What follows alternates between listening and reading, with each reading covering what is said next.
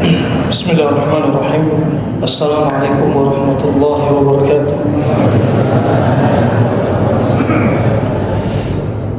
Alhamdulillah ala ihsani wa syukru lahu ala taufiqi wa amtinani wa asyhadu an la ilaha illallah wahdahu la syarika lah ta'ziman li sya'nihi wa asyhadu anna Muhammadan 'abduhu wa rasuluhu ad-da'i ila ridwanih. Amma ba'du, alhamdulillah, bapak-bapak, ibu-ibu, jemaah Masjid Al-Azhar, semua rekan bekasi yang saya cintai karena Allah Subhanahu wa taala. Kesempatan yang indah Allah kumpulkan kita di waktu duha ini di bawah guyuran hujan. Tapi Masya Allah, melihat semangat Anda untuk mendatangi majelis dari majalis al-ilm, untuk mendengarkan qala Allah wa qala Rasulullah sallallahu alaihi wasallam.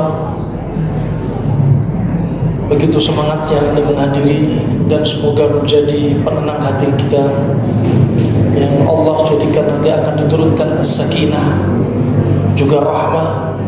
Belum lagi ikan di lautan mendoakan ampunan untuk Anda kepada Allah, belum lagi semut di lubangnya, dan malaikat yang meletakkan sayapnya meridhai dengan apa yang Anda perbuat. Pertemuan kita kali ini dalam kajian tematik dengan tema atau judul hati gerbangnya pintu penyakit. Hati gerbangnya pintu penyakit. Kalau Anda perhatikan, mungkin kedokteran modern mereka menyampaikan bahwasanya pintu semua penyakit adalah kencing manis, diabetes, kadar gula darah yang tinggi. Dan mungkin kalau Anda bahas juga melalui teorinya WHO, sebagaimana mereka tulis tahun 2021, penyakit terbanyak adalah penyakit jantung iskemik, COVID, stroke, penyakit paru obstruktif kronik PPOK, infeksi saluran pernafasan, kanker trachea, Alzheimer, diabetes, penyakit ginjal, tuberkulosis. Ini menurut mereka. Wah, ada yang mengatakan, versi yang lainnya mengatakan penyakit terbanyak adalah sindrom metabolik, yaitu penyakit yang terjadi karena kekacauan metabolisme dan dipengaruhi oleh hormon yang kacau disertai gangguan gula darah, tensi tinggi, dan lain sebagainya. Di antara salah satu sebabnya pola makan yang tidak baik plus makan minuman instan. Sekarang kita ingin melihat, mengacu pada bagaimana dari sudut pandang Islam, dari mana pintu gerbang dari pintu semua penyakit. Ternyata hatilah pintu semua penyakit. Percaya apa tidak, umat Islam harus mentadabburi qala Allah wa qala Rasulullah sallallahu alaihi wasallam. Nabi SAW bersabda, sebagaimana riwayat Imam Al-Bukhari, Imam Muslim, dalam hadis muttafaqun alaih, ala inna fil jasadi mudghah idza salahat hadhihi al-mudghah salaha al-jasadu kullu wa idza fasadat hadhihi al-mudghah fasada al-jasadu kullu ala wa hiya al-qalb. Ketahuilah bahwasanya di dalam jasad ini ada gumpalan daging. Seandainya gumpalan daging ini baik, semuanya baik, jasadnya baik, rohnya baik. Dan kalau gumpalan daging ini rusak, semuanya rusak. Ketahuilah gumpalan daging itu adalah hati alias jantung. Hadis ini sering disebutkan ketika kita membahas tentang masalah hati. Hadis ini pasti sering disebutkan oleh para ulama, ya, yang ulama kontemporernya dan ulama di zaman kita sekarang, karena ini sebagai tadabbur. Bahkan Ibnu Qayyim As-Suyuti mengatakan organ inti dalam Islam adalah hati alias jantung, bukan otak alias kepala sebagaimana menurut teori yang ada di zaman sekarang. Menurut teori ilmu pengobatan modern, organ intinya umat manusia adalah otak. Tapi menurut kedokteran Islam, Ibnu Qayyim katakan, Asyuti katakan, organ intinya kita adalah hati dalam kurung jantung. Dikatakan Nabi SAW juga disebutkan dalam Sahih At-Targhib, la yastaqimu imanu abdin hatta yastaqima qalbuh. Tidaklah mungkin iman seseorang itu tegak, iman seorang hamba tegak sampai apa? Sampai hatinya juga istiqamah. Hatinya selalu mendatangi perintah Allah, menjauhi larangannya. Baru dia dikatakan imannya tegak. Dan iman ketika runtuh ternyata berbanding lurus, fisik pun bakal runtuh. Percuma badan kekar, badan sekel, badan katakan gegap gempita, tapi apa? Tapi ternyata iman dia lemah. Juga Abu Hurairah radhiyallahu anhu pernah berwasiat bahwasanya hati atau jantung itu adalah termasuk raja, yaitu rajanya apa? Fi kulli a'dha, rajanya dari semua organ. Sedangkan organ itu adalah apa? Junuduhu, pasukannya raja, pasukannya jantung. Faida taba al-malik tabat junuduhu, wa idza khabatha al-malik khabathat junuduhu.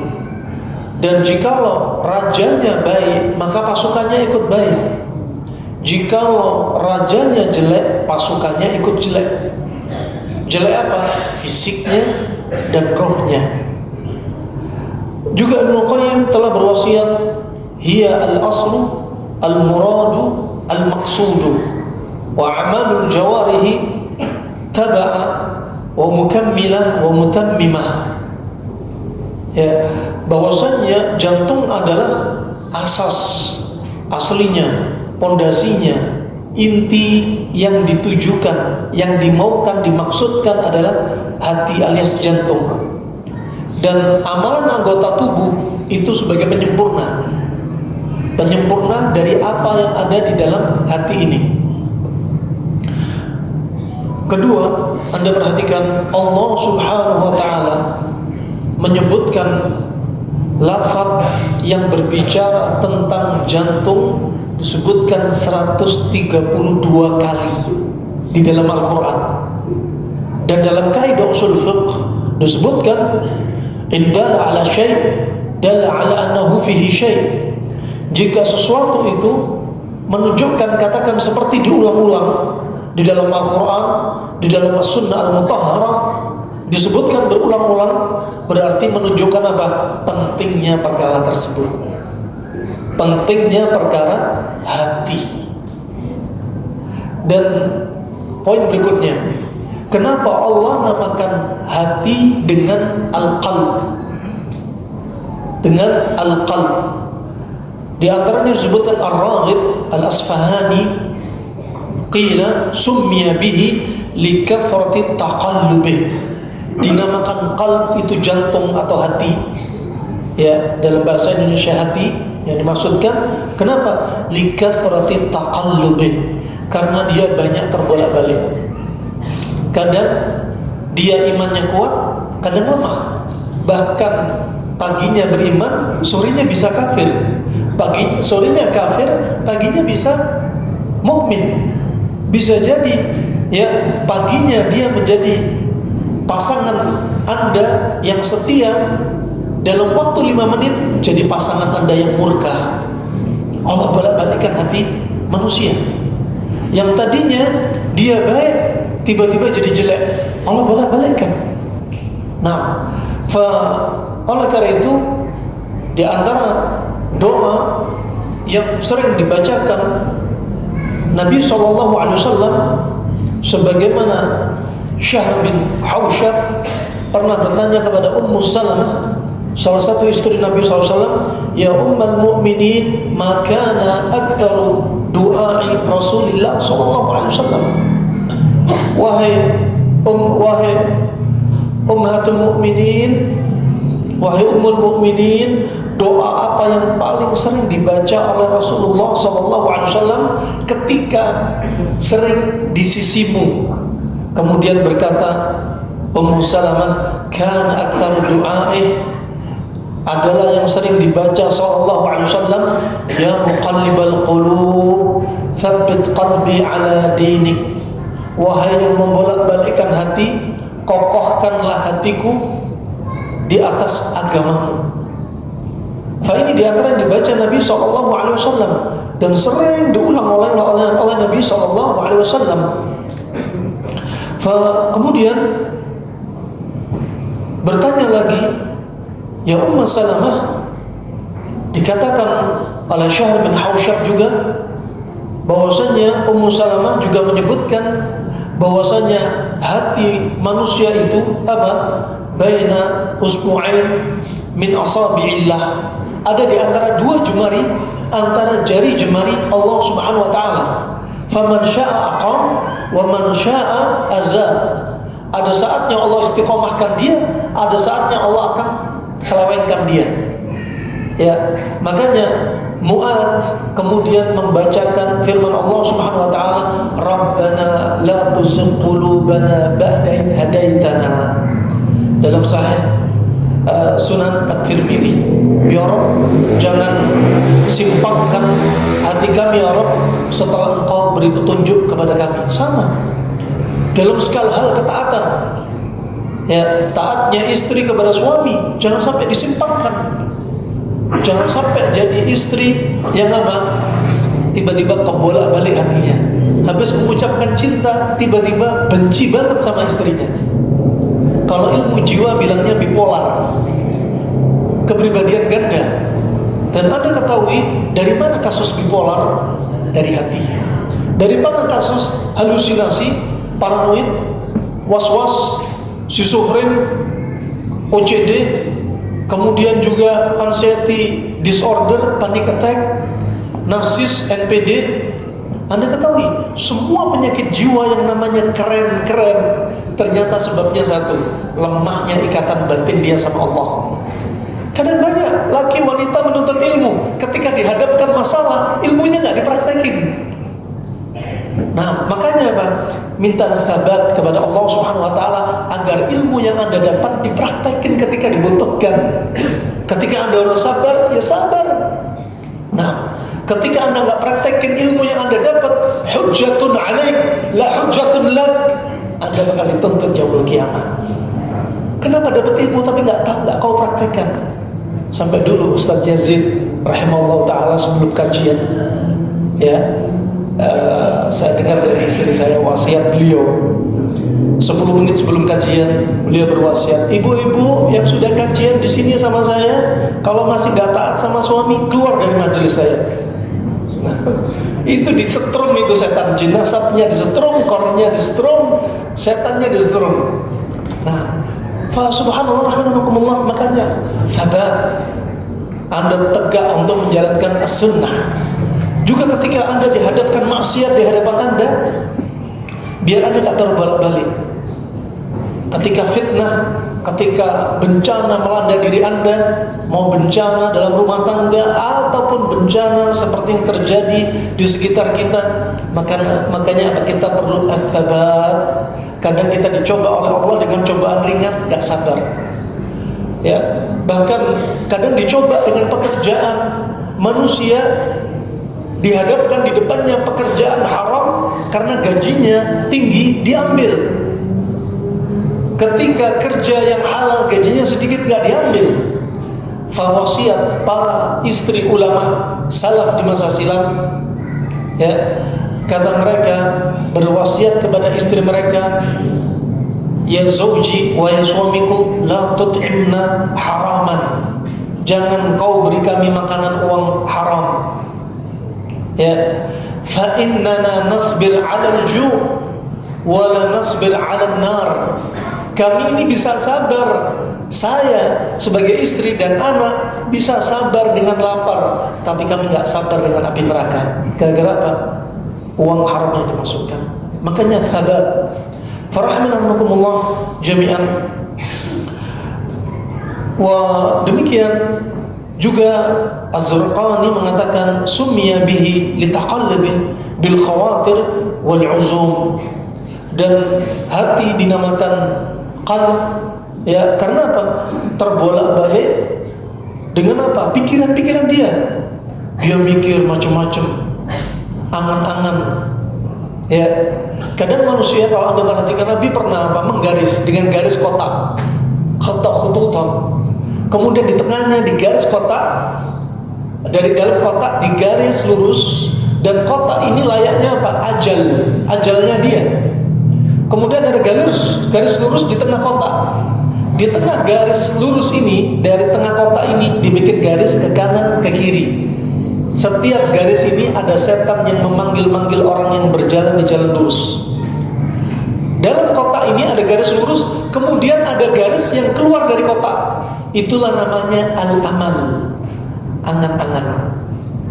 Padahal ajalnya sudah di kotak, tapi angan-angan dia mendahului ajal dia. Nanti aku pengen punya mobil lagi, nanti aku pengen punya rumah lagi, nanti aku pengen ini, pengen itu, pengennya banyak banget. Tapi apa?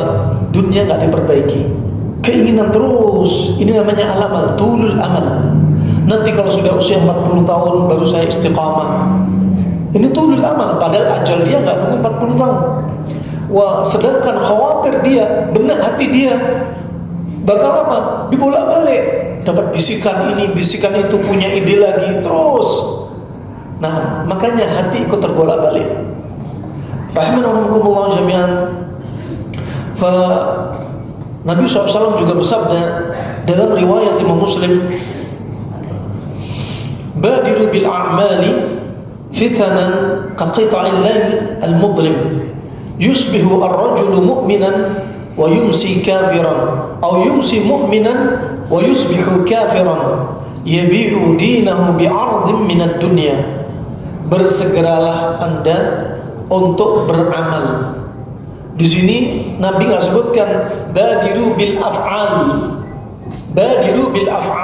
tapi Nabi sebutkan badiru bil a'mal. Karena kalau af'al bisa jadi lisannya nggak masuk amalan, tapi kalau a'mal termasuk amalan lisan, amalan hati, amalan tubuh. Anda bersegera untuk apa? Lakukan dari amalan-amalan soleh ini. Kenapa? Karena fitnah itu, apa artinya fitnah sih? Ujian. Nah, ujian apa? Dikatakan dalam kamus Lisan al-Arab Ibn al-Mandur, kenapa dinamakan fitnah? Fitnah dinamakan fitnah ay idza fatanta adh-dhahab wal fidda fawqa an-nar zada lam anu litumayyiz baina ar-radi wal jayyid. Fitnah dinamakan fitnah sebagaimana Anda meletakkan emas dan perak di atas api. Api itu seperti ujian.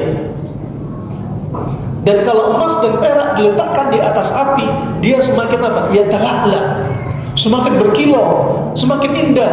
Ketahuilah, itu namanya emas asli. Tapi ketika emas dan perak ditaruh di atas api, semakin redup cahayanya, itu emas afkiran.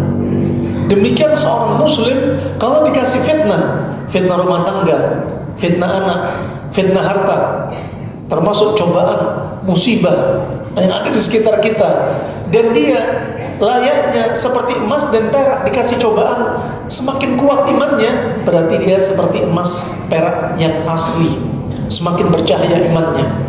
Tapi kalau dia semakin mencela takdir, dia semakin buruk ya sikap dia, ketahuilah dia seperti emas perak yang afkiran. Banyak manusia berlomba-lomba mau beli emas asli, ada stempelnya, ya, tapi dia nggak mikir gimana hati dia, iman dia biar kayak emas asli. Berapa banyak kaum wanita di depan suami, masya Allah, ngangkat suaranya, padahal ngasih nafkah siapa? Ketika di depan toko emas, suaranya lembut biar dapat diskon. depan suami, bentak-bentak suami. Hati-hati, ini kufur nikmat. Nah, makanya perlu dijaga. Mereka ingin emas, jadi emas asli, tapi mereka nggak sabar dengan fitnah. Cobaan dari anak, cobaan dari suami, cobaan mertua, cobaan tetangga, cobaan pertemanan. Anda lihat, siapa yang sering kena penyakit kanker, laki apa wanita? Laki apa wanita, ibu-ibu? Sepakat. Ibu udah sepakat. Ibu-ibu, jumlah manusia sekarang yang paling banyak laki apa wanita? Wanita. Laki-laki lebih sedikit. Wanita banyak tapi sering sakit. Bapak-bapak cuma sedikit tapi cepat meninggal. Wah, subhanallah, ini cobaan. Anak wanita ini apa disebutkan Nabi? Satu, kalau kawarir, seperti gelas-gelas kaca, gampang retak. Kita ngomong dikit aja udah meledak-ledak, pecah hatinya, pecah fisiknya, gak akan bisa sabar. Makanya gak ada ceritanya wanita disuruh jadi pemimpin. La yuflihu qaumun wala amra mar'ah. Gak akan sukses kalau kaum dipimpin seorang wanita. Oh, hatinya kayak apa? Gelas-gelas kaca. Fisiknya lemah, hatinya lemah. Disebutkan Nabi mereka apa? Naqas akal wadin, agama dan akalnya lemah. Dan mereka ada haid dan nifas. Ibu-ibu, Anda kalau lagi haid sering marah apa enggak? Sepakat. Jadi kalau ibu-ibu lagi marah ketika haid, bapak-bapak jangan baper. Itulah tulang rusuk istri saya bengkok. Kalau dia marah, Anda baperan, Anda kayak ayam sayur, Pak. Dengar suara petir, lari, ketabrak dinding, langsung tewas. Tapi kita maunya jadi seperti elang, usia 70 tahun. Walaupun mereka nerocos, kaum wanita marah kepada Anda, bawel kepada Anda, jadilah Anda elang. Kalau Anda kayak ayam sayur, mau minta nikah lagi, bunuh diri, Pak. Karena Anda perhatikan, karena penyakit itu bermula semua di hati. Bukan pintu penyakit itu kencing manis, bukan, pintu penyakit itu hati. Anda bayangkan, penghuni neraka terbanyak siapa? Pengikut Dajjal terbanyak siapa? Tukang sihir terbanyak siapa? Min syarri nafathatin fil. Berapa banyak wanita jadi tukang sihir, nyihir suaminya? Akhir zaman. Anda lihat yang sering pansos bikin status siapa? Ya subhanallah. Nabi SAW setiap khutbah Idul Fitr, Idul Adha, dia ke saf belakang. Nasihatnya siapa? Wanita. Anda lihat, wanita paling gak bisa nahan amarah, gak bisa nahan dendam, wanita paling gak bisa menahan sedih, dan wanita paling gak bisa untuk tidak menjadi titel ahli sejarah. Makanya kesalahan suami ditulis. Dulu kamu ngomong ini, aku ingat 10 tahun lalu kamu ngomong kayak gini, sampai sekarang hatiku sakit. Nah, ini pintu penyakit. Anda perhatikan, ya subhanallah, Anda perhatikan di rumah sakit, rumah sehat, rumah terapi, orang yang paling sering sakit wanita. Kenapa? Mereka paling gampang keluh kesah. Laki-laki jarang keluh kesah. Laki-laki jarang berobat kesana kemari. Dia lebih tahan. Tahu-taunya telah meninggal dunia bapak fulan dan fulan. Inna lillahi wa inna ilaihi raji'un. Barakallahu fikum. Rahmatullah. Demikian. Anda gak sadar ucapan Anda yang keras masuk ke hati laki-laki. Laki-laki diem. Marahnya laki-laki itu diem. Tahu-taunya tiba-tiba telah meninggal dunia. Nah, dan ketika Anda marah sama laki-laki, disebutin Nabi SAW, ada yang cemburu di langit. Para bidadari berdoa kepada Allah, qatalakillah, semoga Allah perangi kamu wahai wanita-wanita istri-istri di dunia. Fa'innahu dakhilun yushiku ayufariqaki ilaina. Suami kamu itu seperti tamu, hanya numpang rumah, tinggal bersama kamu, ketok pintu, ngobrol bentar, dihidangin makanan, masuk kamar mandi, pamit pulang. Itu suamimu. Jadi jangan sia-siakan suamimu. Kenapa? Karena sebentar lagi suamimu akan berjumpa dengan para bidadari yang gak haid, gak nifas, gak bau ketek, gak ingusan. Wallah nikmat. Disebutkan bahkan badannya sekel, Putihnya nggak ada yang nyamai, dari Hawa istrinya Nabi Adam sampai wanita akhir zaman nggak ada nandangi putihnya para bidadari. Kalau kita meninggal nanti meninggal dalam keadaan Masya Allah husnul khatimah, disiapkan surga, antum satu harinya dapat 2 bidadari. Kalau antum mati syahid dapat berapa? 72 bidadari. Kenapa antum nggak tanya, "Tat, istri saya dapat bidadara apa enggak?" Ibu tanya, "Tat, saya dapat bidadara apa enggak?" Jawabannya, wanita nggak dapat bidadara. Kenapa? Karena wanita tabiatnya cinta dengan perhiasan. Lihat, mintanya kalung di dunia, mintanya logam mulia, ya, mintanya perhiasan ini, pakaian ini, tas ini, jam tangan ini, itulah wanita. Ketika sudah masuk surga, dikasih rumah, batu batanya dari perak dan emas, pasirnya bau wangi, kerikilnya seperti batu yakut yang indah, sudah, mereka nggak minta lagi, sudah cukup, nggak perlu bidadara. Tapi laki-laki di dunia sampai disediakan 4 istri, jatahnya maksimal. Di jannah dapat juga, itu beda. Makanya konsepnya sudah beda. Bapak tahu nggak jantungnya bapak-bapak beratnya berapa? 300 sampai 350 gram. Jantungnya ibu-ibu berapa? Nggak tahu. Jantungnya ibu-ibu 250 sampai 300 gram. Makanya jantungnya laki-laki masih diizinkan menampung 4 jantung wanita. Nggak dipungkiri. Pembuluh darahnya Anda tahu pembuluh darah Anda panjangnya berapa bapak-bapak? 70 sampai 90 ribu kilometer. Arteri vena kapiler dipretelin. Disebutkan Profesor Dr. Asim Balawi dan dokter spesialis yang rata-rata sibuk di bidang bedah toraks kardiovaskuler, mereka sepakat pembuluh darah laki-laki 70 sampai 90 ribu kilometer. Pembuluh darah wanita 60 sampai 80 ribu kilometer. Panjangan siapa? Tapi wanita selalu ingin jadi pemimpin. Padahal sudah disebutin ar-rijal qawwamuna 'alan nisa. Tapi mereka ingin jadi pemimpin. Nah, dari sinilah ketika wanita ingin jadi pemimpin, dia sudah membuka front penyakit dan front pertengkaran rumah tangga. Nah, Anda tadaburi. Sekali lagi kita mulai bahas. Kalau Anda perhatikan dari mana kaum wanita, saya tanya kepada Anda semua, kapan rata-rata wanita sering muncul penyakit? Di usia berapa? Ada yang jawab bapak-bapak? Ada yang jawab 40. Ibu-ibu di usia berapa? Ada yang bilang usia menopause. Jawabannya bukan itu. Wanita banyak sakit ketika baru menikah. Banyak muncul penyakit karena mereka buka front.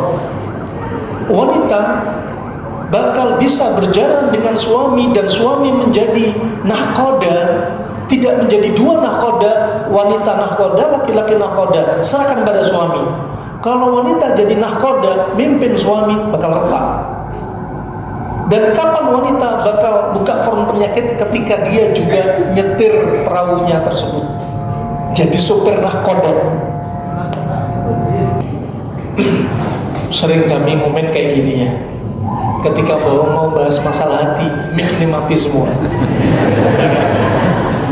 Dulu pernah ada daurah tentang muhasabah dan membersihkan hati. Itu atapnya ballroom jatuh. Jadi setan punya makar. Bukan kita mengkambing hitamkan setan, tapi mereka punya makar. Mereka nggak nyaman. Bahkan di sini kalau Anda dapati ibu-ibu bakal ada yang menangis ketika kajian. Kenapa? Mereka melawan musuh mereka ada dalam hati mereka. Setiap kami konsultasi dengan kaum wanita, sentuh hati sedikit langsung nangis. Kenapa? Penyakit masuknya dari mana? Dari hati. Juga demikian kaum lelaki. Sampai ada laki-laki yang sudah cuci darah. Ternyata bukan gara-gara pola makan. Gara-gara apa? Sedih dia yang mendem dengan tajamnya lisannya istri. Kami dapati 2 orang laki-laki. Ya. Padahal pola makannya ajaib. Puasa Senin Kemisnya, ya Allah, saya nggak ada apa-apanya. Lah kenapa kamu cuci darah? Saya nggak bisa, kan? Nggak bisa apa? Kamu ada masalah rumah tangga? Iya, kan? Mau cerai, kasihan anak-anak, kan? Tapi istri saya, kan?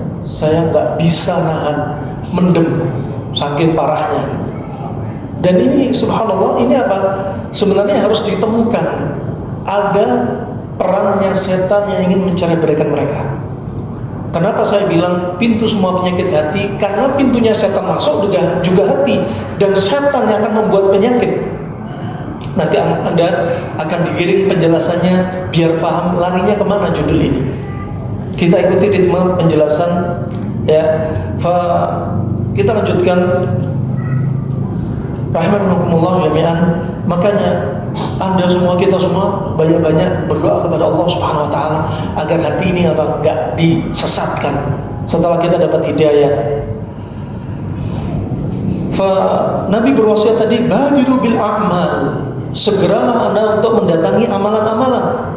Karena fitnah itu seperti apa? Potongan malam yang sangat gelap, yang bisa jadi di pagi harinya yusbihu ar-rajulu mu'minan, di pagi harinya orang ini mukmin, wa yumsi kafiran, sorenya bisa kafir.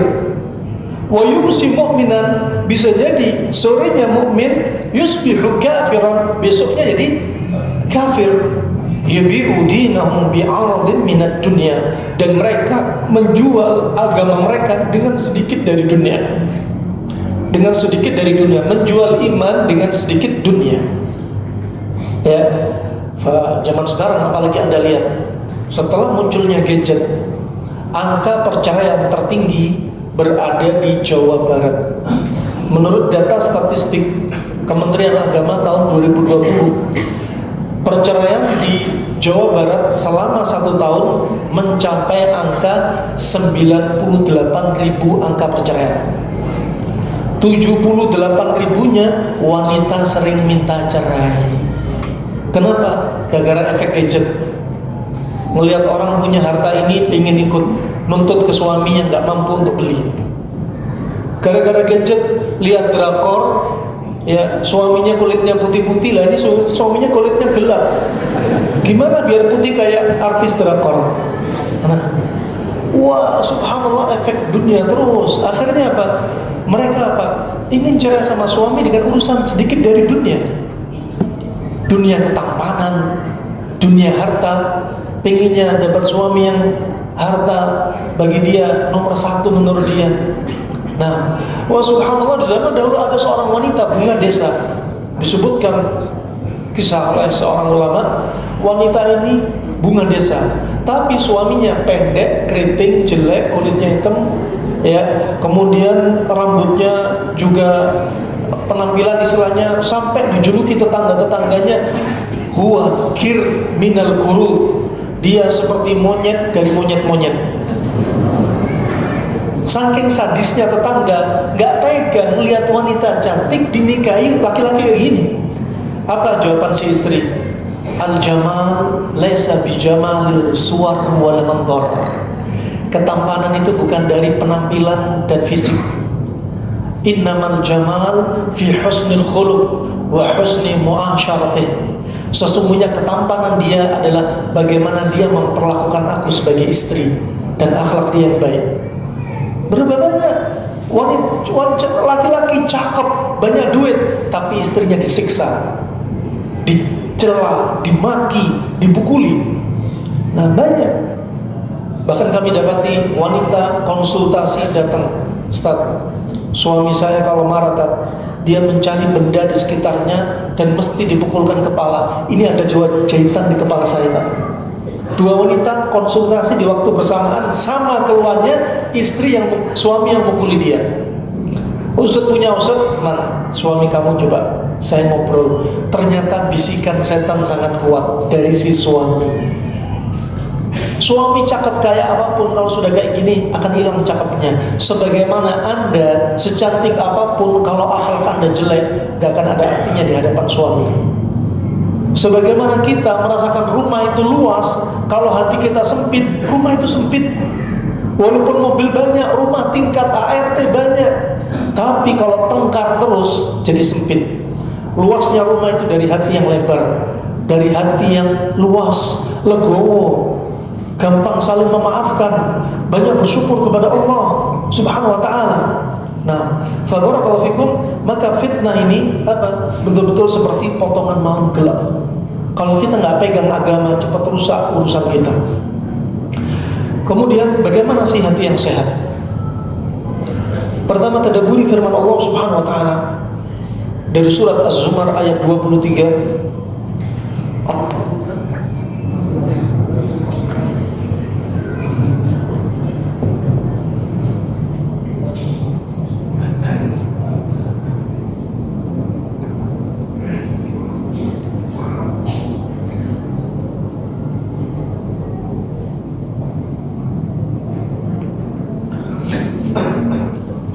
Bismillah.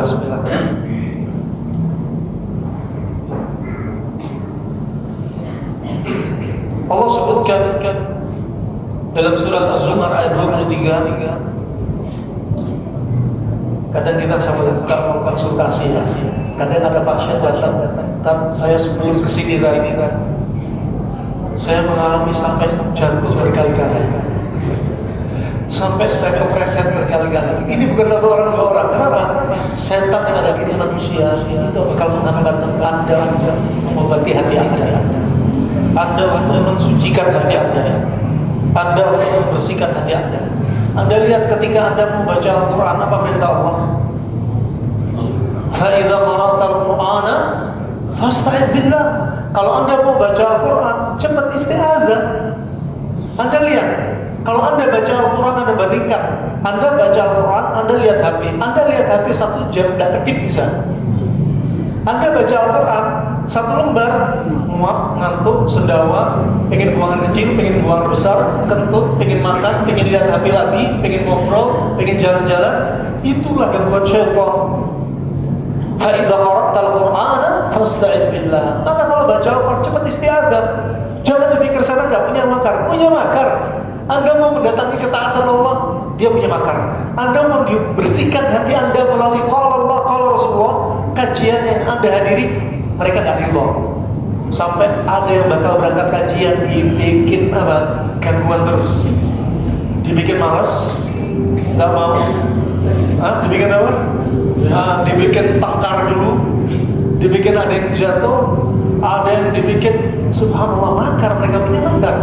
Makanya Allah berfirman, inna syaitana lakum adu fattakhidhuhu aduwa. Setan bagi Anda musuh, jadikanlah dia musuh. Kalau Anda jadikan setan teman, jadinya apa? Anda bakal ikuti bisikannya. Apa bisikannya? Termasuk bisikan setan. Allah berfirman dalam surat Al-A'raf ayat 201. Innal ladzina taqaw idza massahum ta'ifun minasyaitani tadakkaru fa idza hum mubsirun. Sesungguhnya orang-orang yang bertakwa kalau diserang setan, bagaimana serangan setan? Bahkan ta'ifun minasyaitan, gerombolan setan yang nyerang. Ya, bagaimana kata Ibnu Katsir serangan setan? Bil ghadab, Anda bakal diserang dengan amarah. Wa bil gham wal hazan, Anda diserang dengan rasa sedih. Itu serangan setan. Kalau Anda mengikuti diserang setan, Anda marah, dilampiaskan amarah, tolong izinkan melampiaskan amarahku kepadamu Mas. Aku bakal lega Mas. Salah. Jawabannya tolong tobat istriku. Tolong istighfar, isti'adzah wahai istriku. Salah kalau ingin melampiaskan. Kenapa? Allah berfirman, wal kadhimina al-ghaidha wal 'afina 'anil nas. Tahan amarah dan maafin manusia yang salah. Harusnya seperti itu. Bukan ketika marah dilampiasin. Katanya kalau saya lampiasin, alhamdulillah biar saya tidak kena kanker. Salah. Anda marah bakal diserang sama setan. Nah, harusnya Anda tahan amarah, dan itu serangan setan. Bil ghadab wal gham wal hazan. Kadang Anda diserang untuk berat untuk mendatangi ketaatan Allah, ringan untuk mendatangi maksiat. Nah, itu serangan syaitan. Anda bayangkan, ya, kalau Anda ingat diserang setan, Anda sadar, astagfirullah sudah diserang setan nih. Anda isti'adzah, a'udzubillahi minasyaitonir rajim. Seperti yang disampaikan Nabi SAW, ketika ada 2 orang laki-laki yang tengkar sampai vena jugularisnya keluar, suaranya diangkat, matanya memerah. Hampir pukul-pukulan di antara mereka. Apa kata Nabi? Inilah a'lam kalimat. Inilah a'lam kalimat. Dan aku tahu satu kalimat yang kalau diucapkan kalimat ini akan hilang dari mereka berdua amarahnya. Yaitu apa? A'udzubillahi minasyaitonir rajim. Selesai. Kalau mau marah, dibisikkan marah, cukup isti'adzah aja. A'udzubillahi minasyaitonir rajim. Jangan dilanjutin, bisikan dia. Makanya apa? Tadzakkaru. Kalau kalian ingat, kalau sedang dibisiki setan, kalian akan tahu salah kalian sendiri. Kalian sudah dibisiki, kalau kalian nuruti setan, berarti kalian sudah kalah. Tapi kalau kalian ingat, tadzakkaru, idza hum mubsirun. Tahu ini lagi diserang, berarti istiqomah lagi. Ya Allah, aku tak mau ikuti. Innama syadid, laisa syadid bisar'ah, walakin syadid liman yamlik nafsahu lil ghadab. Bukanlah orang yang kuat ketika dia mengalahkan lawan bicaranya, tapi bagaimana dia menahan amarah dia ketika marah. Itu harusnya. Allah bahkan berfirman, "Qul mutu bi ghaidikum." Matilah kalian gara-gara amarah kalian. Ayat ini ngeri enggak? Kalau Anda marah, Anda bakal mati, iya apa enggak? Dari mana ayat ini asalnya, kronologinya, asal-muasalnya, dari asbab nuzulnya, aslinya ayat ini Allah anjurkan kepada Nabi SAW untuk apa? Untuk berdoa apa? Keburukan kepada orang munafik dan ahlul kitab. Hei kaum munafik dan ahlul kitab, kalau kau iri, hasad, dengki, marah kepada kaum muslimin, kalian akan mati. Kita tadabburi, kalau untuk diri kita, kalau kita gampang marah, kita bakal cepat mati. Sebelum mati ada resiko. Lihat orang yang gampang marah, penyakit yang muncul tipenya bakal panas.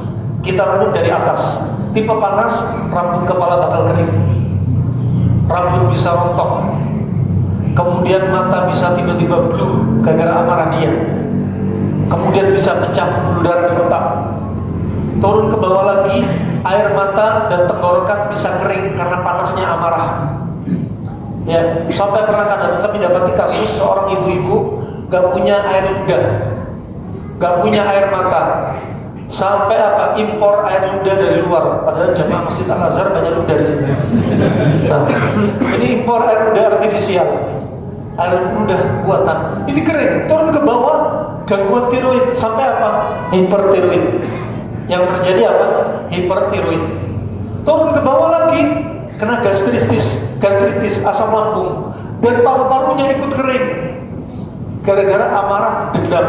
Kadang ada yang bilang, "Tat, saya nggak pernah marah kok, Tat. Saya mendem kok." Mendem nyimpen kalau marah, tapi nggak dilampiasin. Sama. Yang dimaukan Anda pendam, tapi Anda rilis. Bagaimana cara merilis? Selesaikan, ini urusan Allah Subhanahu Wa Taala. Serahkan pada Allah. Gak usah ngambek, gak usah baper. Ya, udah selesaikan. Itu muhasabah. Kenapa kita harus istighfar tiap hari? Kadang kita salah antara pasangan kita. Kadang kita salah di antara kita, persahabatan kita. Kadang ucapan Anda yang tadinya apa?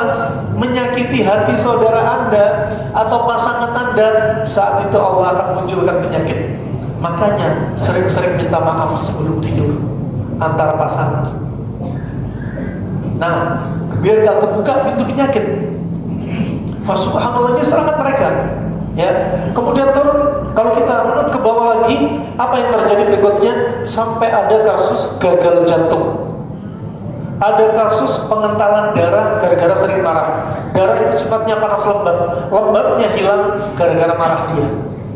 Turun ke bawah, livernya sampai terlalu panas, limpahnya terlalu panas, sampai kalau disuruh menjulurkan lidahnya, ujung lidahnya merah banget. Kita balik lidahnya ke bawah, ada pembuluh darah di bawah lidah, biru dan dia besar, menonjol keluar. Saking amarahnya dia di dalam hati, kebentuk di fisiknya. Subhanallah, kemudian ketika turun ke bawah, lambung dia mendidih terus. Ya, lambung dia panas. Makan sambal dikit, sendawa, sakit mah, tembus ke punggung, menunjukkan sudah ada luka di lambung. Ya, sudah tahu panas, tipe panas. Misalkan Anda seorang bapak-bapak yang tipenya panas, emosinya meledak-ledak. Ada ibu-ibu emosi meledak-ledak. Ya, Anda bapak-bapak kalau dapat istri yang emosinya meledak-ledak, kalau dia ngajak makan bakso jangan mau. Ayo kita cari sop ikan aja deh. Kenapa? Biar dia jadi dingin, Pak. Anda mencelakakan diri Anda sendiri kalau Anda ngajak istri Anda makan panas-panas. Dia ajak kopi, jahe, dia tambah marah-marah sama Anda, Pak. Dia lagi panas, nyimpen dendam lagi. Terus ngajak kuliner bakso, sambelnya 10 sendok. Nah, ini sudah tipe panas, ditambah emosi panas, bakal muncul penyakit panas.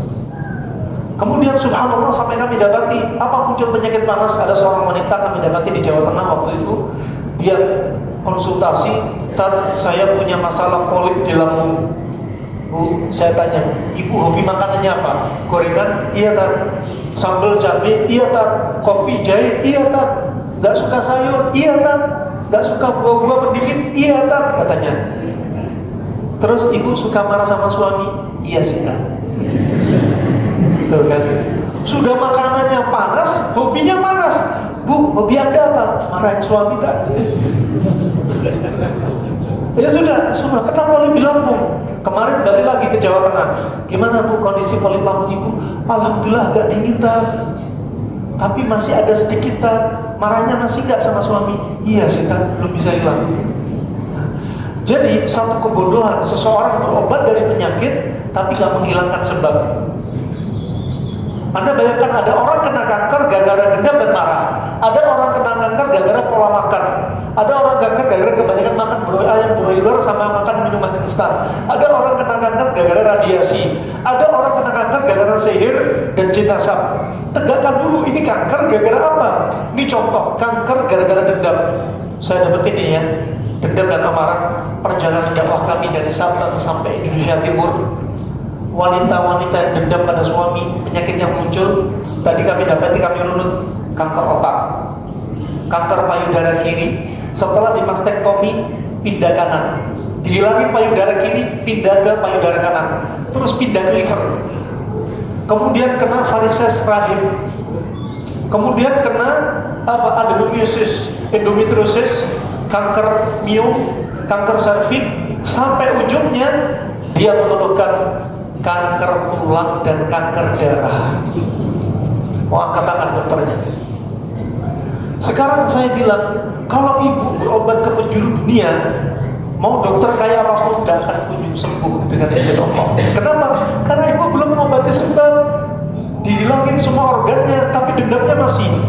Satu kebodohan mengobati penyakit, tapi sebab gak dihilangi. Kalau ibu masuk alam jin, diobati dokter dari kalangan jin pun gak akan sembuh. Dokter gak bisa mengobati dendam Anda. Dokter dari jin gak bisa. Obatnya dari diri ibu. Allah jadi kesembuhan melalui apa? Sebab innallaha la yughayyiru ma biqaumin hatta yughayyiru ma bi anfusihim. Allah gak akan merubah kondisi satu kaum sampai kaum itu merubah diri mereka sendiri. Ini orang kanker gara-gara dendam sama suami. Gak akan Allah rubah, dipindah terus penyakitnya. Kapan berubah? Dia sendiri rubah. Minta maaf sama suami, tobat dari dosanya. "Sorry Tat, jaim Tat, minta maaf. Aku mau dia dulu mulai Tat." Nah, ini sombongnya wanita. Nah, subhanallah, kenapa? Akhirnya satu kebodohan berubah dari penyakit kalau masih gini terus. Yang terakhir, permisi, ada wanita dari luar Jawa telepon. Waktu itu kami di motor pakai helm karena sempatnya lewat intercom. "Ya Bu, silakan." "Tat, saya punya darah tinggi, Tat. Saya punya keputihan, saya punya penebalan dinding rahim. Ada satu yang paling saya takutkan, benjolan permisi di kelenjar Bartolini. Ini saya seumur hidup baru dengar.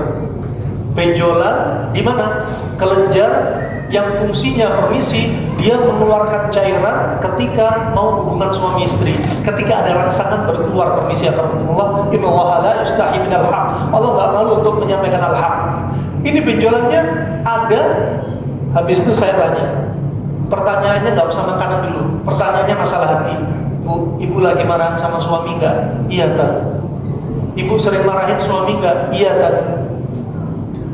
"Bahkan masalah kecil yang suami lakukan saya marahi, Tat." "Padahal suami saya baik kok, Tat." "Berarti yang salah siapa?" "Ibu kan?" "Iya, Tat, saya, Tat."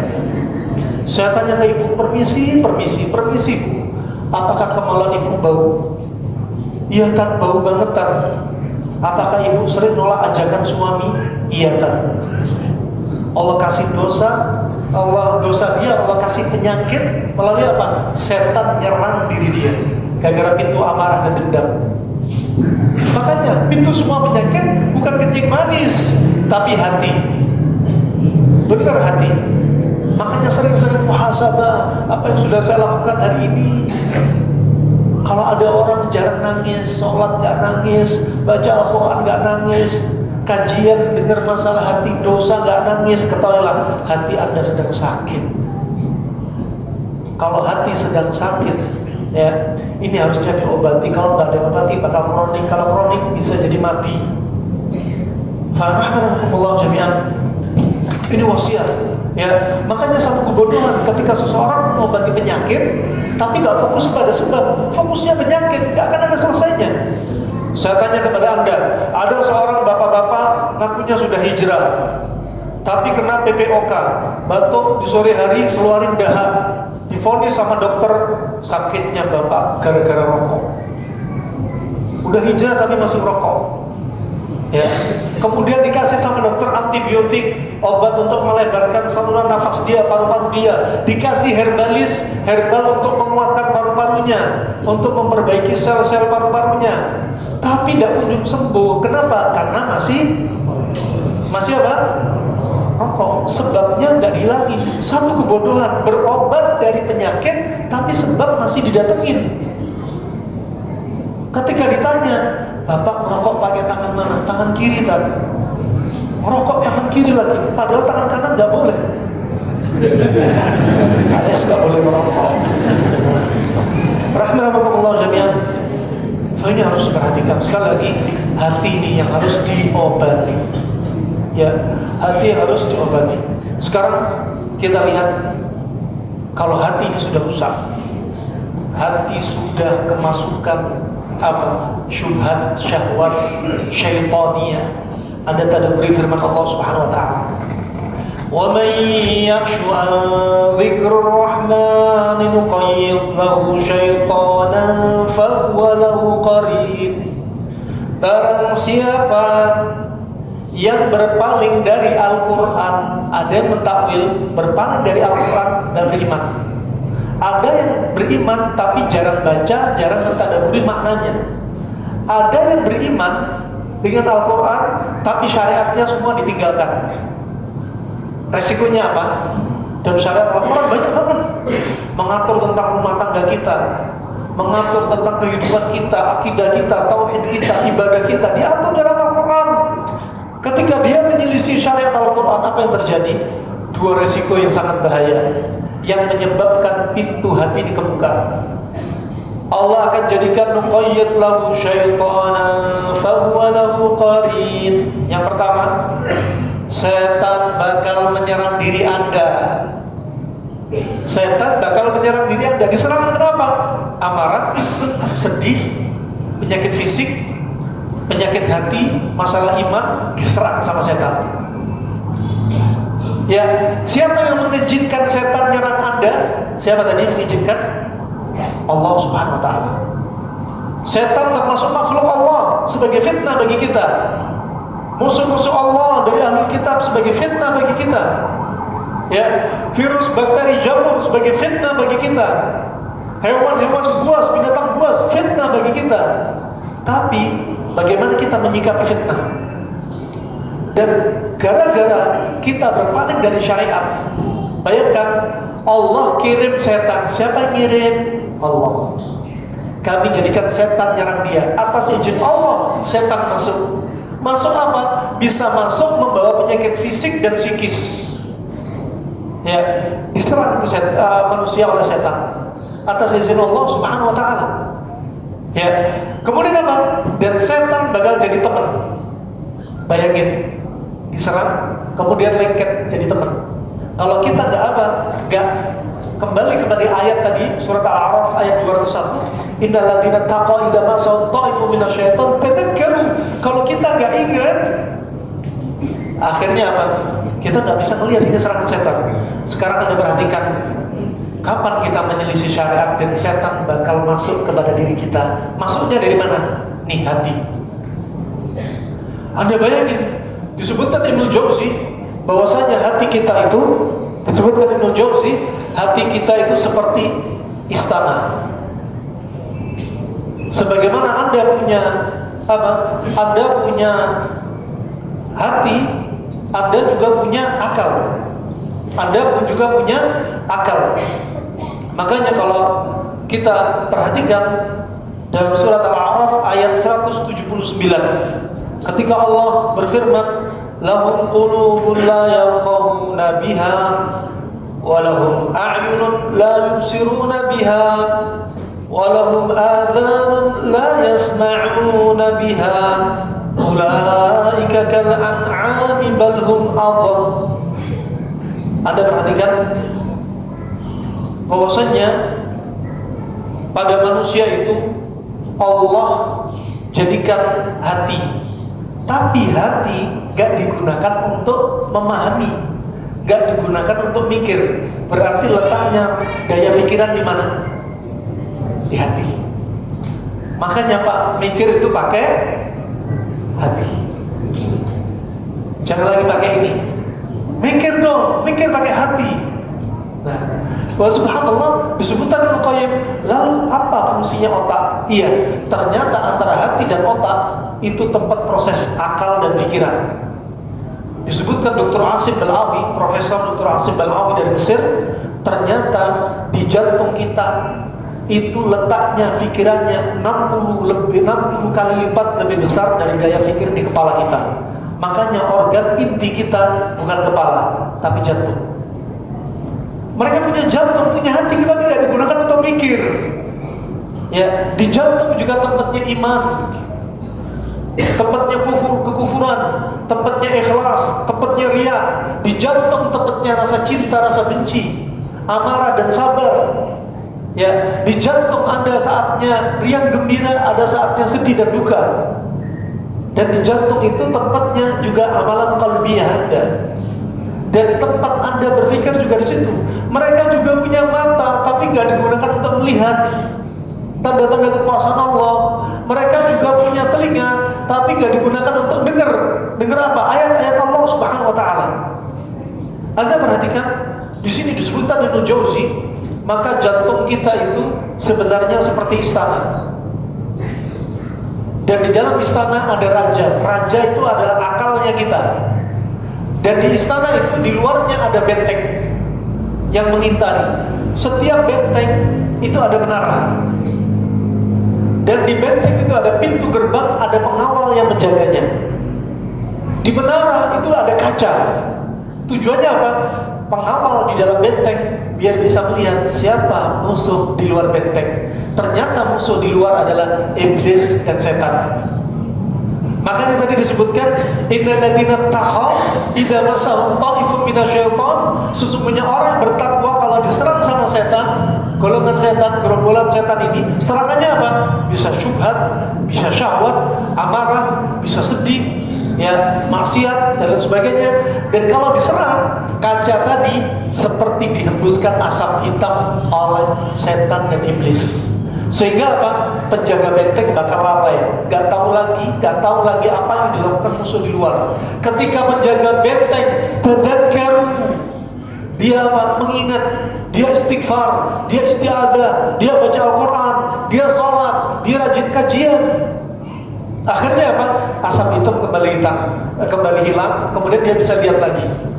Fa'idahum mubsirun, dia tahu dia sedang ada dalam kesalahan, dia sedang ada dalam kelalaian. Ya, berikutnya, kapan pintu gerbang kebuka? Ini jawabannya.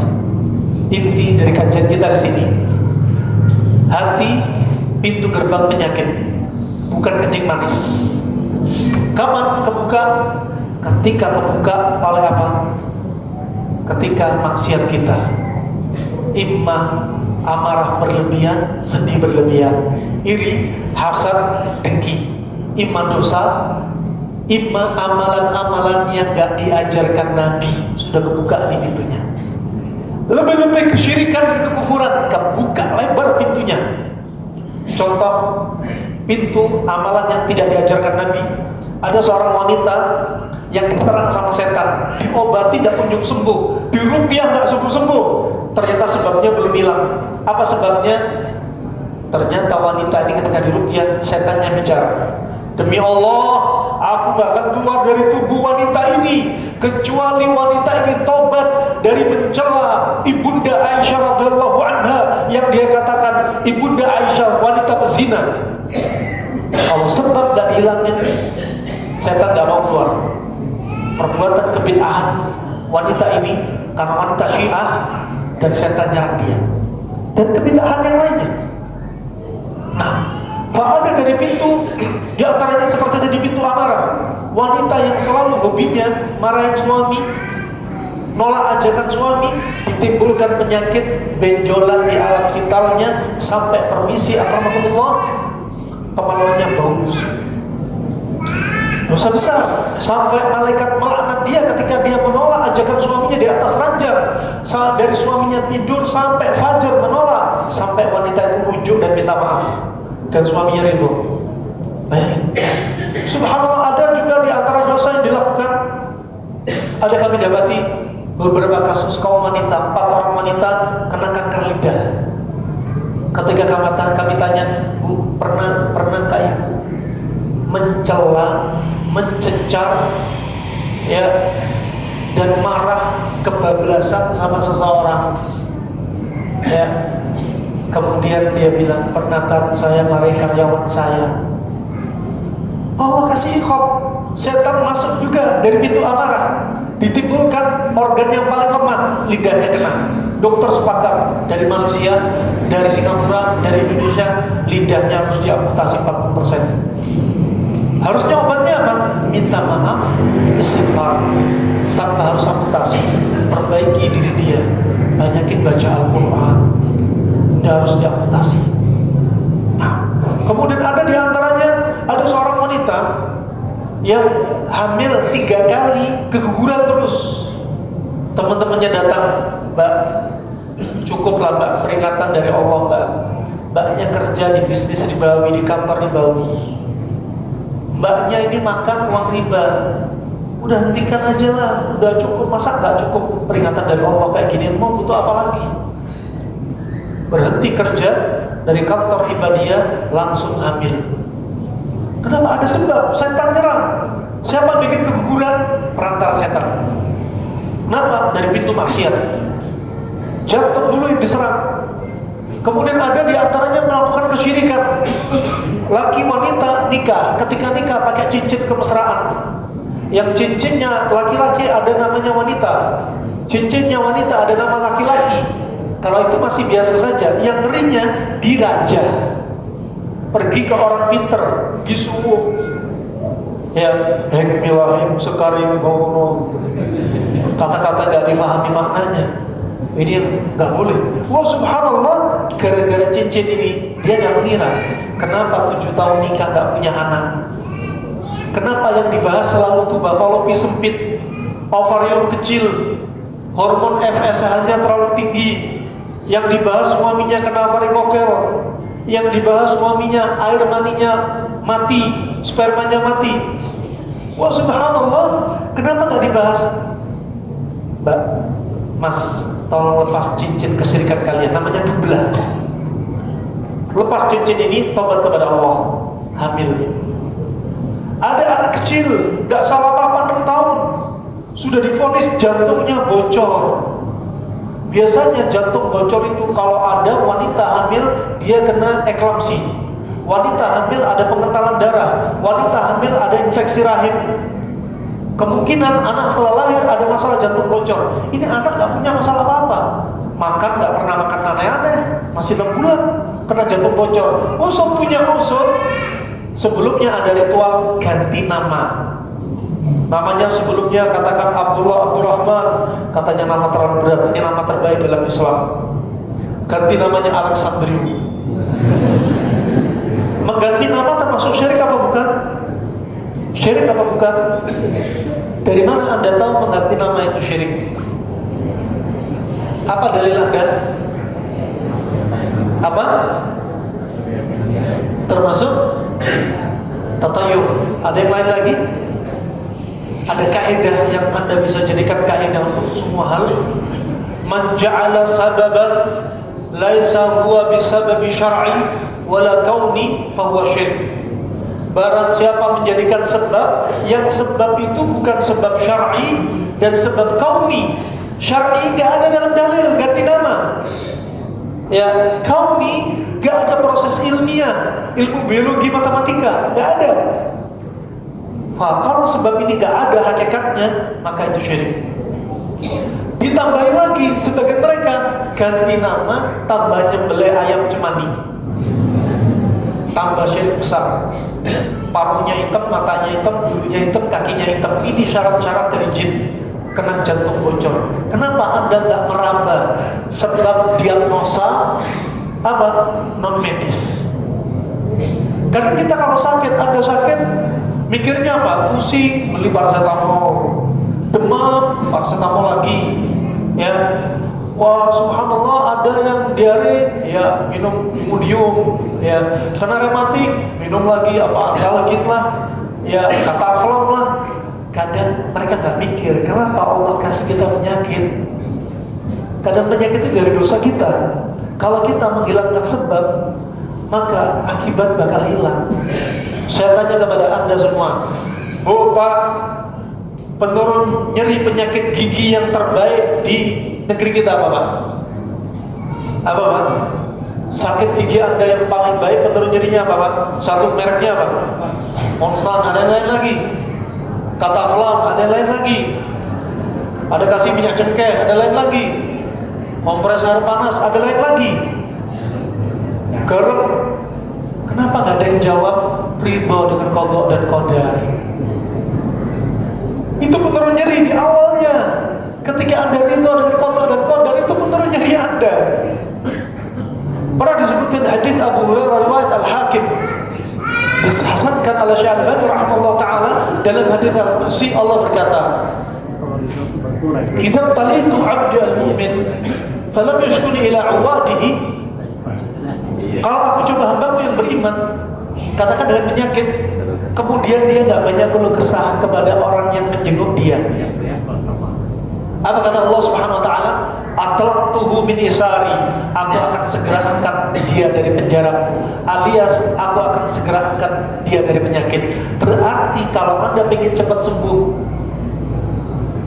jangan banyak protes, jangan banyak ngeluh. Siapa yang banyak ngeluh?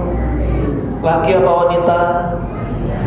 Nah, kenal lagi. Menang telak ini dah.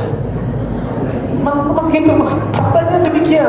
Anda lebih banyak nasihat Nabi kepada kaum wanita lebih banyak porsinya daripada nasihat Nabi kepada kaum pria. Kenapa? Nabi gak ingin wanita jadi mayoritas. Anda umatnya Nabi gak ingin jadi mayoritas penghuni neraka. Nabi gak ingin. Nabi ingin Anda selamat. Itu.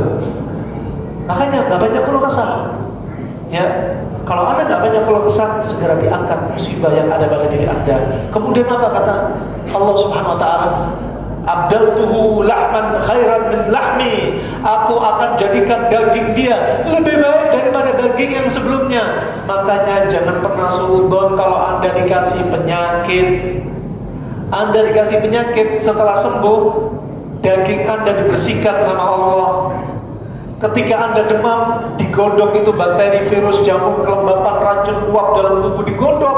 Anda demam, dibikin pori-pori kulit kebuka, keringat keluar, racun dibuang. Lah ini demam baru 37,5, minum paracetamol 5. Gak sabar, biarin digodok dulu.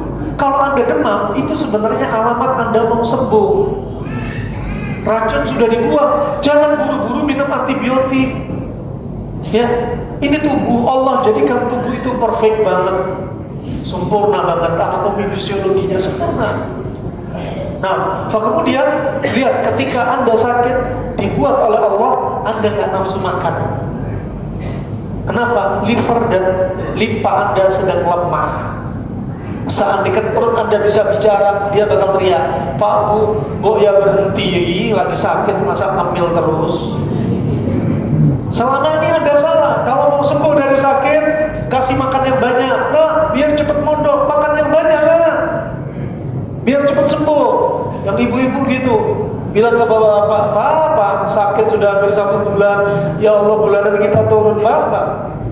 Yang bapak-bapak begitu, Bu istri cuma 1 sakit terus Bu, sudah 1 bulan lagi.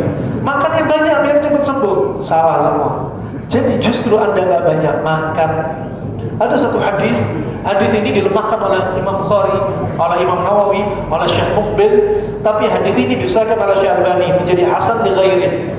Sekali lagi keluar dari khilaf perselisihan ulama dari tasih hadis ini. Kalau hadis ini lemah, nggak bisa nisbat kepada Nabi dan mayoritas melemahkan. Ya, kalau hadis ini sahih dengan prasangka Syekh Albani, maka hadis ini jadi apa? Mukjizat. Dan kalau lemah, kata Ibnu Qayyim, hadis ini jadi apa? Maknanya benar. Apa bunyinya lafaz hadis ini? La tukrihu mardakum bi ta'am wa syarab, fa inna Allah tabaraka wa ta'ala yutimuhum wa yasqihim. Janganlah Anda memaksa orang sakit untuk makan dan minum, karena Allah lah yang memberi makan dan minum. Jadi kalau ada orang sakit, jangan dipaksa makan. Apakah disuruh puasa? Enggak. Allah berfirman, "Faman kana minkum maridan aw ala safarin fa iddatun min ayyamin ukhra." Kalau kita lagi sakit, dapat rukhsah, diqadha puasa kita di hari yang lainnya. Justru nggak boleh puasa. Tapi ketika sakit juga nggak boleh ekstrem, sebaliknya banyak makan, nggak boleh. Tapi makan sedikit, sedang sesuai kebutuhan. Si sakit yang dia nggak nafsu makan, tapi makanan itu jadi obat. Contoh, ada orang tipes, kasih makanan yang panas-panas. Contoh, bikinin sop ayam jago. Minumannya jahe, propolis, gustul hindi, habatus sauda, yang panas-panas. Jangan orang tipes dikasih timun, dikasih semangka. Orang tipes dikasih hewani ikan. Jangan. Karena ini tipes sudah dingin. Kalau dingin ketemu dingin, bakal timbul komplikasi. Sebagian masyayikh menyebutkan tadabbur firman Allah, ketika api yang menyala-nyala hendak membakar Nabi Ibrahim, Allah berfirman, "Qulna ya naru kuni bardan wa salaman ala Ibrahim." Kami katakan, wahai api, jadilah kamu dingin. Menunjukkan i'jazul Quran, balaghah dalam Al-Quran. Allah gak berhenti sampai di sini. Di antaranya mentadaburi, bukan berdalil. Mentadaburi, seandainya api yang membara menjadi dingin, Nabi Ibrahim bakal wafat kedinginan. Tapi apa? Bardau wa salaman ala Ibrahim. Dingin tapi apa? Menyelamatkan Nabi Ibrahim. Nah itu, kalau orang dingin dengan dikasih dingin, orang tipes dikasih dingin-dingin, dikasih banyak minum air, jus timun, jus makar, daun timun, ya banyak kasih ikan, putihnya telur, sawi putih, yang dingin semua, akhirnya apa? Komplikasi dan bisa efek samping tambah parah, bisa kena diare, bisa tambah infeksi paru-parunya, bisa kena vertigo migrain, bisa autoimun yang sifatnya dingin dan seterusnya. Kalian rahimahumullah jami'an, ya syariat itu betul-betul komplit dan lengkap. Kemudian ada kasus yang membuat hati ini lemah. Di antaranya kasus-kasus apa tadi? Kesyirikan juga. Semua wujud maksiat akan membuat setan masuk, dan setan jadi teman bagi diri dia. Setan jadi teman bagi diri dia. Hati yang sehat, sebagaimana disebut dalam surat Ar-Ra'd, selain surat Az-Zumar ayat 23, juga surat ketika Az-Zumar ketika disebutkan apa? Allahu nazzala ahsanal hadithi kitaban mutasyabihan mathani takshairu minhu juludul ladina yakhshawna rabbahum thumma talinu juluduhum wa qulubuhum ila dzikrillah. Anda perhatikan di sini, Allah menurunkan perkataan yang paling baik, yaitu Al-Quran, yang serupa mutu ayat-ayatnya lagi berulang-ulang, gemetar karena kulit kita. Anda bayangin, kulit kita bakal gemetar dan hati kita bakal takut, ya. Dan dan berikutnya apa? Orang-orang yang takut kepada Tuhannya, kulitnya bakal gemetar, kemudian menjadi tenang kulit dan hati. Hati tenang, kulit jadi tenang. Coba. Makanya pintu semua penyakit berarti apa tadi? Hati. Obat semua penyakit berarti obatnya hati apa tadi? Al-Quran. Nah, di sini kita mulai masuk. Anda disebutkan ada penyakit, ada obat. Allah turunkan penyakit, Allah turunkan obat. Ternyata semua penyakit banyak sekali bisa tertangani dengan melalui Al-Quran. Kita lanjutkan dulu. Dari mana nanti masuknya ayat? Kemudian Allah berfirman juga dalam surat Ar-Ra'd, "Alladzina amanu wa tatma'innu qulubuhum bi dzikrillah, ala bi dzikrillah tatma'innul qulub." Dan mereka orang yang beriman, hati mereka tenang. Hati mereka tenang dengan apa? Zikrullah. Dan induk dari zikir adalah Al-Quran. Bukankah dengan Al-Quran hati Anda bakal tenang? Bakal tenang. Ya, bahkan disebutkan dalam surat Asy-Syu'ara ayat 89, "Illa man atallaha biqalbin salim." Mereka datang kepada Allah dalam keadaan apa? Qalb salim. Apa itu qalb salim? Hati enggak ada keraguan padanya. Enggak ada keraguan tentang tauhid. Ya, dan salim dari apa? Selamat dari syirik, selamat dari dosa. Nah, selamat dari dosa. Tentunya dosa yang mengkhawatirkan iman dia. Tapi kalau dosa-dosa kecil, semua kita nggak bisa luput dari dosa kecil. Dosa besar, sebaik-baik kita terjatuh dosa besar, kita banyak bertaubat kepada Allah Subhanahu wa taala. Allah juga berfirman, "Kalla bal rana ala qulubihim ma kanu yaksibun." Ya, sekali-kali tidak. Bahkan apa yang selalu mereka kerjakan itu telah menutupi hati mereka. Perbuatan maksiat kita yang buka pintu hati kita tadi akan menjadikan hati kita teracuni. Ya, teracuni. Di antara penyebab racunnya apa? Masuknya setan tadi. Endingnya di sini. Dari kajian ini sebagai penutup dari kasus yang kami lewati, kasus kanker. Waktu itu ada kanker seorang ibu-ibu muda masih usia 30 tahun, kanker kolon stadium 3A metastase, kanker paru, kanker liver, parunya kiri kanan, kanker pankreas. Satu wanita kena 5 kanker. Satu kasus wanita. Kasus berikutnya, ada wanita datang dengan suaminya, "Tat, kajian tadi Tat, itu saya banget Tat." "Loh kenapa Bu?" "Saya dendam sama bapak saya 2 tahun sehingga saya kena varises rahim, adenomyosis, kemudian kanker serviks sama miom. 4 ini kena." Berikutnya lagi ada kasus, sampai kasus gila. Ada yang datang kepada kami, seorang pemuda usia 27 tahun mengaku dirinya gila, capek minum obat kimia selama 10 tahun. Kami tanya, "Apa sebab kamu gila?" "Demi Allah Tat, saya sudah melihat film porno 16 tahun. Saya dikasih penyakit gila sama Allah." Nah, sesuai dengan dosa. Dan obatnya semua nanti kembalinya Al-Quran. Kemudian ada yang datang lagi, bapak sama ibu bawa anaknya, "Tat, sebelum anak saya kesini Tat, saya kasih tahu Tat, ini masalah anak saya Tat. Anak saya sering lihat sama film-film yang kayak gitu-gituan. Sampai anak saya sekarang terjerumus dalam hal yang besar." Apa? Homoseks. Anda lihat dorongan semakin besar. Sampai di Surabaya berikutnya kami dapat kasus anak muda 25 tahun datang mengeluhkan HIV. Masih 25 tahun. "Kamu sudah menikah belum?"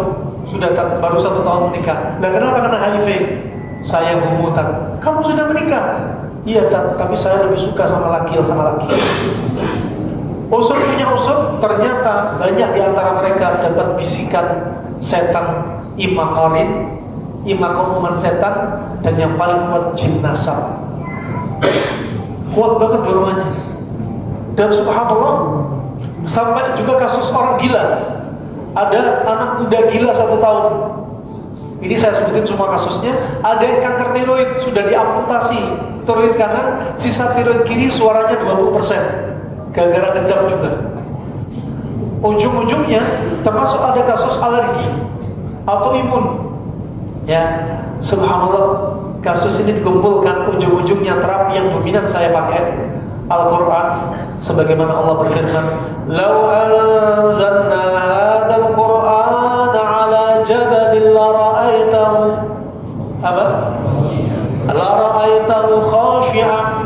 mutasaddi'an min khasyatillah wa tilkal amthalu la'allahum terus yatafakkarun ya wa tilkal amthalu nadribuha lin-nasi la'allakum. Anda perhatikan subhanallah rahimahullah, ini ayat ini ya, ayat ini sebagai tadabbur bagi kita. Anda catat ayat ini dan Anda harus hafal ayat ini ya. Dari firman Allah Subhanahu wa taala ini kita ingin mengambil sebagai terapi bagi Anda, untuk pasien Anda, keluarga Anda ya. Dalam surat Al-Hasyr ayat 21, "Law anzalna hadzal Qur'ana 'ala jabalin lara'aitahu khashi'an mutasaddian min khasyatillah wa tilkal amthalu nadribuha lin-nasi la'allahum yatafakkarun." La'allahum yatafakkarun. Anda perhatikan di sini ya, seandainya kami turunkan Al-Qur'an ini di atas gunung, maka gunung itu bakal tunduk dan bakal hancur, pecah. Ya, dan itu permisalan yang kami permisalkan kepada manusia, la'allahum, agar mereka apa? Yatafakkarun, agar mereka berpikir. Sekarang Anda diajak mikir. Anda pernah nggak mikir Al-Quran diaplikasikan untuk orang sakit kanker, stroke, untuk orang gila, untuk orang autis, untuk orang kena GERD, untuk orang kena gagal ginjal, gagal jantung, kencing manis? Pernah nggak? Anda diajak mikir ini. Watilkal amsal nadribuha lin-nasi la'allahum yatafakkarun. Ini loh permisalan yang dimisalkan oleh Allah kepada manusia agar Anda mau mikir. Disebutkan Ibnu Qayyim rahimahullah taala, Al-Quran diturunkan ke gunung bakal tunduk dan hancur. Bagaimana tubuh Anda kalau dimasukkan Al-Quran? Penyakit Anda, kanker Anda yang keras, kalau dimasuki Al-Quran, bagaimana kanker bakal bisa membendung Al-Quran? Gak akan bisa. Ya, virus bakal melawan Al-Quran?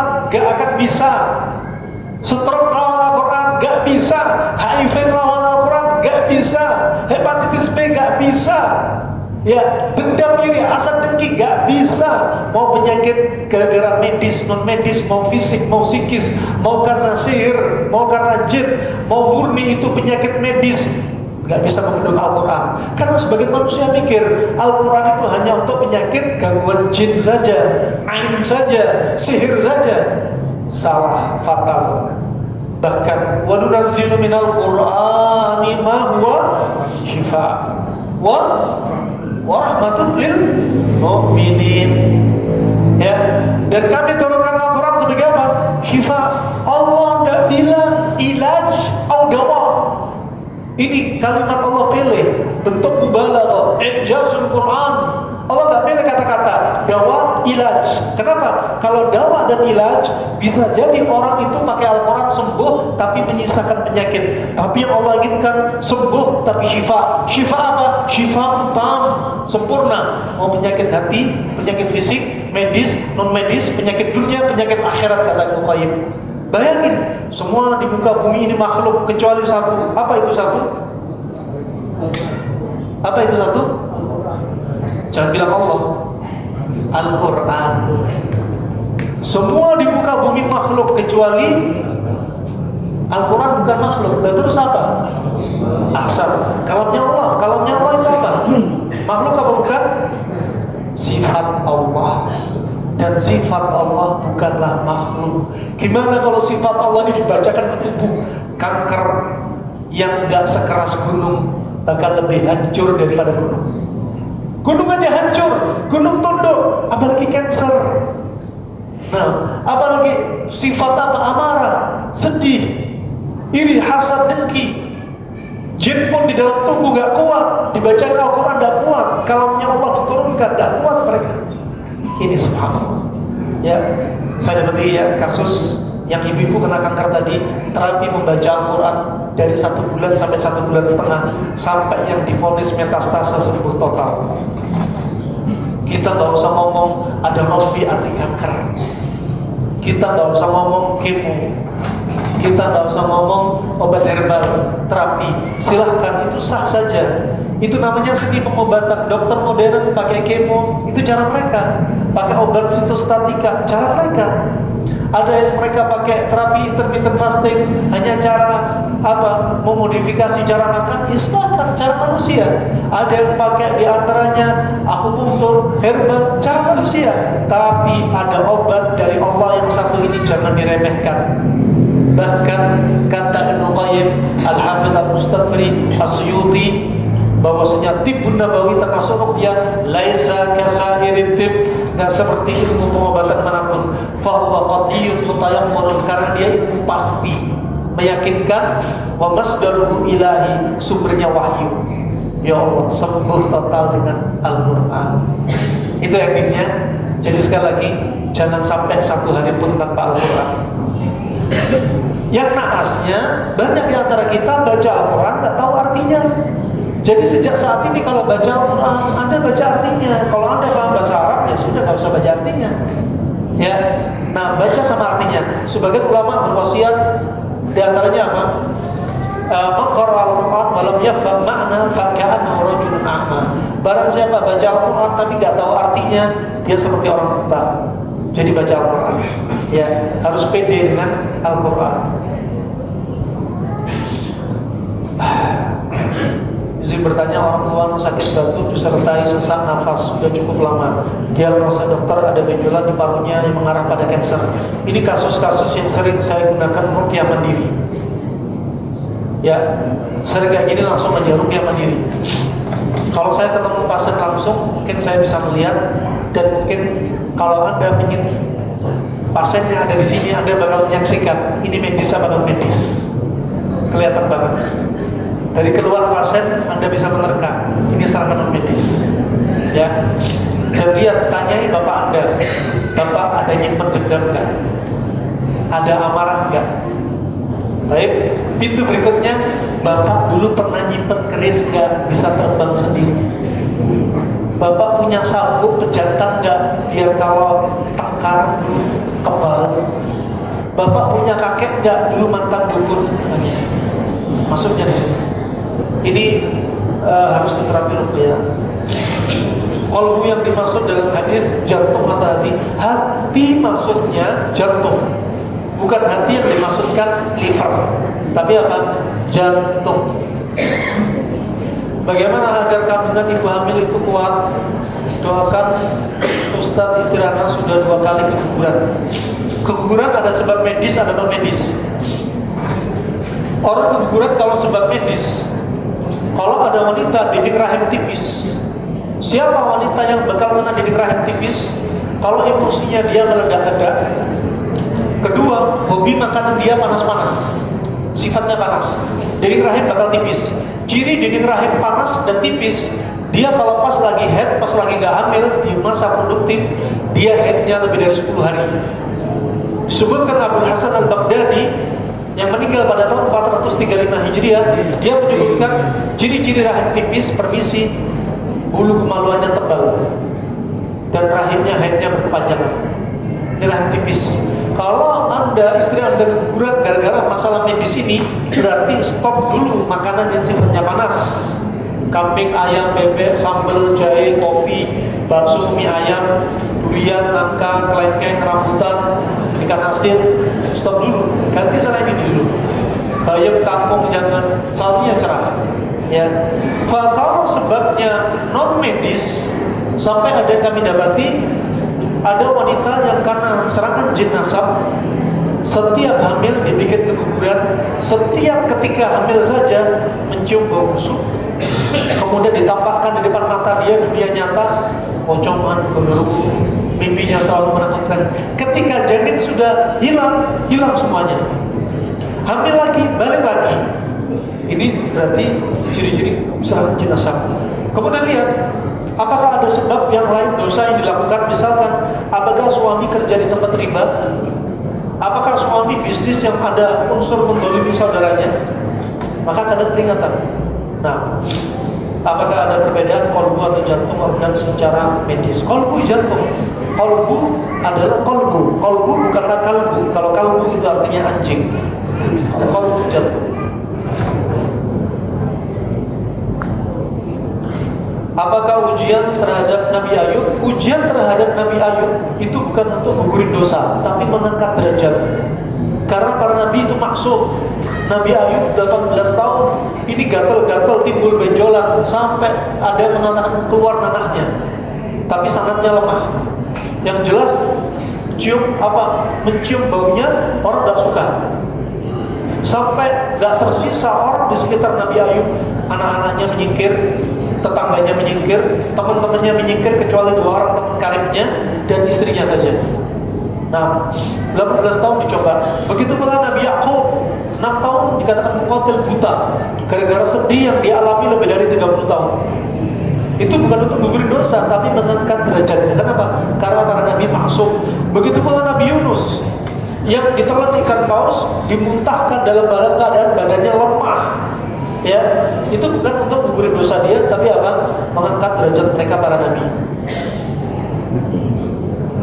Saya menderita hipertensi sejak tahun 2015 dan sudah minum obat penurun tekanan darah tinggi. Apakah ini sebab buruknya hati? Lihat, ada hipertensi karena serangan jin asap, ada hipertensi gara-gara lifestyle dia nggak baik, sering begadang.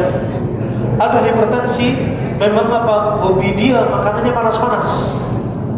Ya, kalau ada yang mengatakan genetik, faktor genetik, ada genetik dan kadang ada andilnya kaum jin.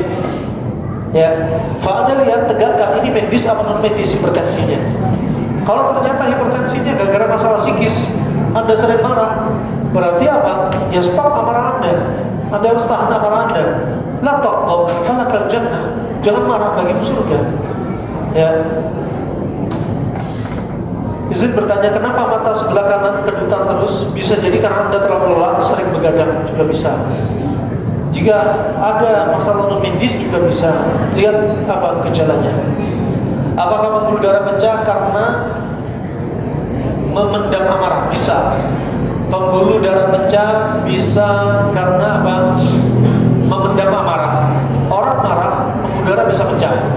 Sudah Anda lihat, kalau Anda kebanyakan makan tepung, trigliserid Anda bakal tinggi. Kalau trigliserid tinggi, pembuluh darah bakal kaku.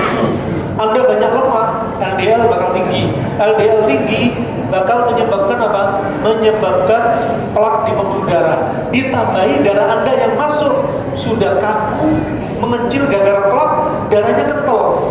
Ini kalau ada dorongan tensi, tekanan dari jantung bisa pecah. Ya, sebabnya bisa makanan, sebabnya bisa emosi. Apakah penyebab ambeien?